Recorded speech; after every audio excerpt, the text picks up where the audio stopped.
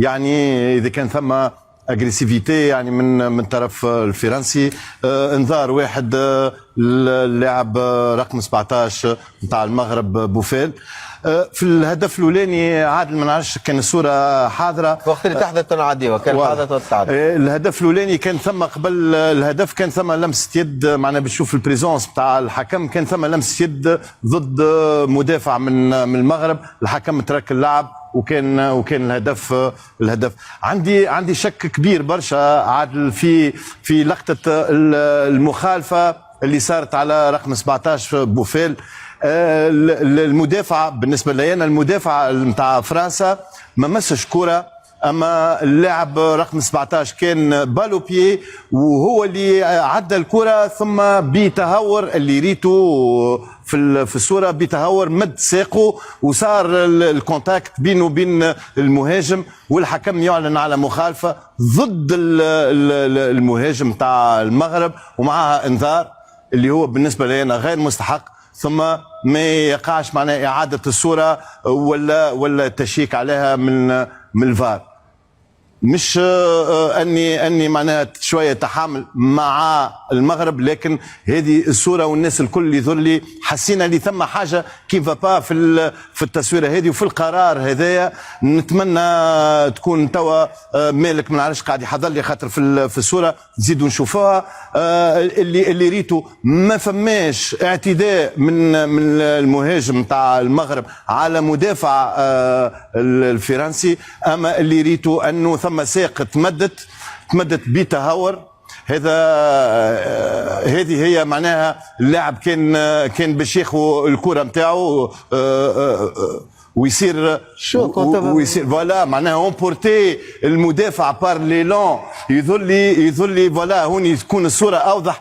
لعب بالكره وزلق ومشى للمهاجم، وهوني المهاجم المغربي ما ارتكبش مخالفه بالعكس مخالفه، هو في مكانه وما ارتكب حتى مخالفه. اللاعب المدافع هوني تولي لي الصوره اوضح، اللاعب المدافع نتاع فرنسا هو اللي يكمل، خلى الكره وراه وكمل. الفار على ما تدخلش هنا كيما ما يدخلش برشا مرات. شوف الساق معناها كيفاش تتمد، يظهر لي حتى لقطه زايده ما عملها رقم 17، حتى موفمون زايد ولا حتى موفمون زايد معناها يعني المفروض تحكي على ضربه جزاء هنا. نوليو نحكيو على ضربه جزاء، وكان شون محلول يظهر والانذار يولي اللاعب الفرنسي ما عادش اللاعب الفرنسي، وضربه الجزاء هوني تولي واضحه. هوني عادل نولي انا نتبنى القرار، وانا قاعد نشوف في ملاعبي زلق بوتيتر زلق اي، اما بالنسبه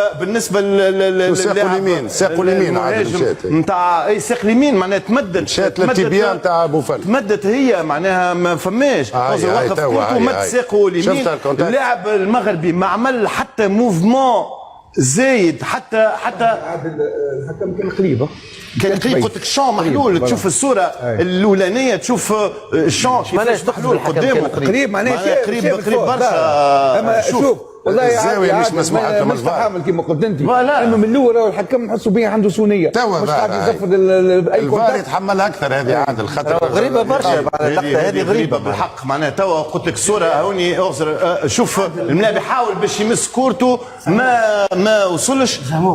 5 ثواني المدافع لعب الكره وهو اسبق للكره بعد ثم ياخذ عادل شوي المدافع باش ما نغلطوش الناس.